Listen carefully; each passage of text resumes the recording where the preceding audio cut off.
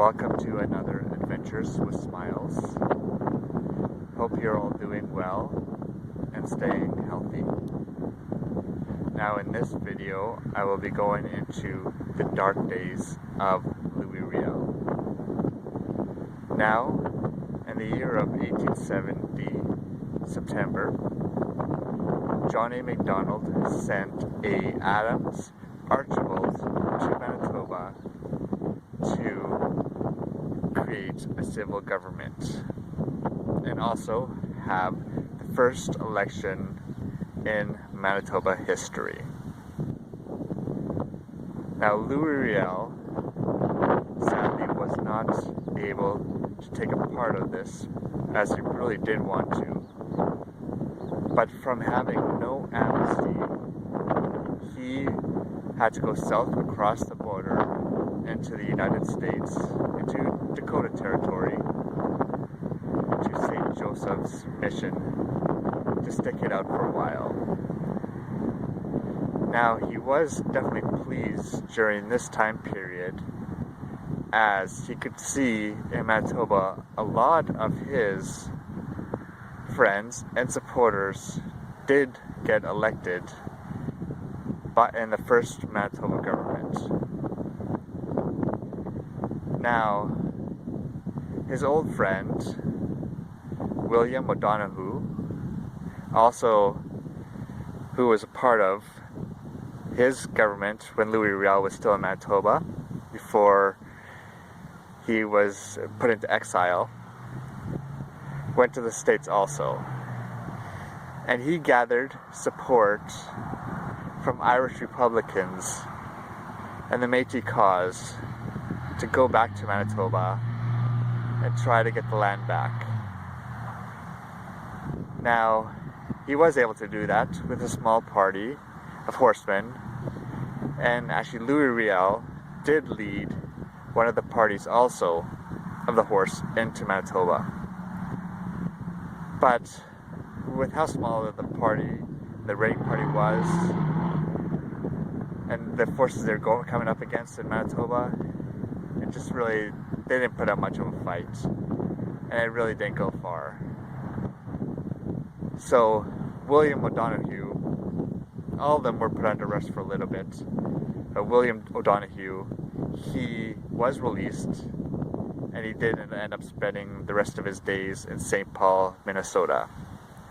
Now, Louis Riel, on the other hand, he was and did have meetings with Archibald, and they actually did shake hands publicly as a way of making some peace again.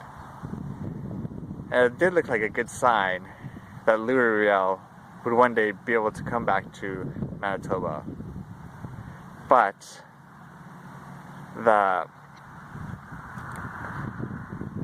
John A. Macdonald shut this down pretty fast, and he went back. Louis Riel went back across the border. I'm just going to give you, now I can't go to Montana because the border's shut down right now, but that may be a vlog in the future. So I went really to the biggest hill I could find, really, in Winnipeg, which I'm kind of surrounded by here. There behind me.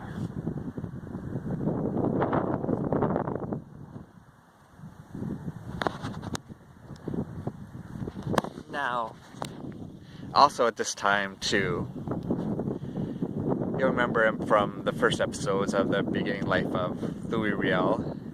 His old friend Bishop Taché came into the picture and actually did bribe him too to also stay in voluntary exile. Very interesting way of putting it. So he bribed him with $1,000 bribe and a $500 bribe to pay for the Smith family for recounseling there. But yeah, Louis Riel did end up going back across the border to Dakota Territory.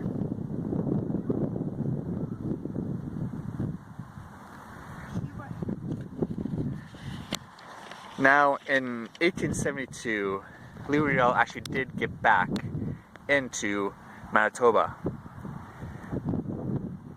to actually run for the provincial election, which he actually lost to Carter, which Carter and him did cancel each other and became friends, but and Carter did have some love for Riel, but just the supporters didn't vote him in.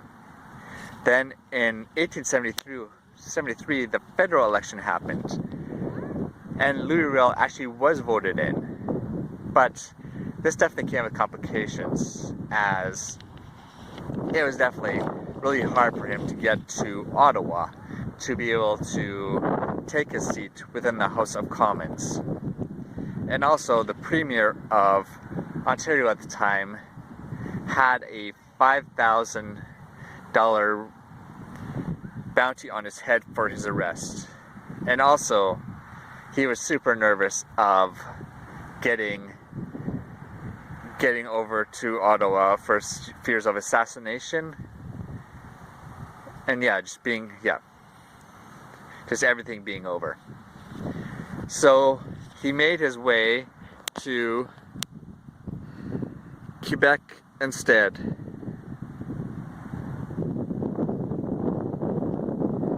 And actually, later in the year of 1873, the Liberal John A. Macdonald's government got busted, as they had been bribing, and this is called the Great Pacific Scandal. They had been bribing the Conservatives out west to give them money so they could have the stakes within the Canadian Railroad going to the Pacific Ocean. So after that election happened right away, but it was another Liberal election result. So it didn't really work out for Riel as he wanted it to, and he remained in Montreal for a little longer. But a bit after that, he actually, under disguise, snuck to Ottawa and signed the registration book. So he will be under official registration in Canadian history of actually being in Ottawa, but he just never was able to take his seat in Ottawa, sadly. Definitely a hard life he went through. And he won the next election after that also. But again, he wasn't able to get a seat. So after all he had been through and energy put into, it definitely never was going to work out for him to get a seat he earned by voters to sit in Ottawa. So over the next 4 years, he spent in Plattsburgh, New York, under a Father Martin de Barnabé for a couple of years, and then he went to Montreal for another couple of years after that, where he went to a Beauport Asylum near Quebec City for another couple of years. This was partly for protection from getting arrested. It was still with the Canadian government, and partly just because, the bishops Quebec actually did feel a little bit something. His mind was starting to go. So during this time period, he definitely concentrated on studies of Catholicism and what God had appointed him to, because he still was in a lot of thoughts of wanting to be able to create that utopia out west, like I was talking about, for those that are persecuted, and for a safe place out west in Western Canada. Now, In 1978, he was proven to be sane again, and this is when he made his way to Montana. It was close to Fort Benton, Montana, where he made his post and actually met his wife. Now, near this place, he was signed on for becoming a trader and also an entrepreneur around the area of Montana. Now, he married a Marguerite Monet de Balamoy, who is also Métis, and they had 3 children of Jean-Louis, Marc, Marie, Angelique, and they had 1 son. Now, their first 2 kids only reached the ages of 18 to 20, and his newborn didn't reach a year old. And he also did run for the Republican Party in 1882, which didn't come to be, but he definitely gave it a try. And then after living in Fort Benton for a little while, they moved to St. Peter's Jesuit Mission near Sun River District in 1884. Now, this is where he ended up living there for a little while, until he did actually make another return to Canada. Well, it wasn't a part of Canada at the time. It was actually Saskatchewan. But this is where the next part of the story takes place, in the Northwest Rebellion, and also his trial in Regina, Saskatchewan.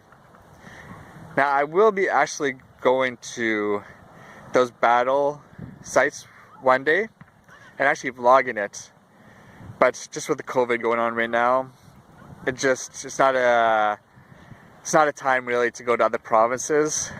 It's not too far a drive from me. It's probably about 8 to 10 hours. But yes, look for that in the future. I don't know exactly a date, but I'm looking forward to going in there myself and seeing what's all going on, seeing these battle scenes. But yeah, this is one of my favorite persons in Manitoba history, Louis Riel. And yeah, he's a good man, but had a hard life and a rough go. Now, before we end this video, I'm just going to show you from the top of this hill a little bit of the downtown of Winnipeg looks like, because there's a great view from up here. So I'm just going to scroll it around. It's a small downtown. We don't have like a lot of skyscrapers like other major cities, but we're about 850,000 people in the city right now. And as you can see, we definitely have an inland forest within the city here. That's one of the best parts of Winnipeg, all the trees we have. Yeah, thanks for tuning in. I saw I got a new subscriber. If you want to just say your name in the comments, that's why I'm going to give you a shout out at the next video. I love all you subscribers. Take care of yourselves. Oh, I will be back soon with another episode, maybe later this week. But right now, my uploading days are going to be Mondays now, not Thursdays anymore, and either on the weekend sometime, probably Saturday or Sunday. But stay healthy, you guys. Stay active. Enjoy yourselves. Love out.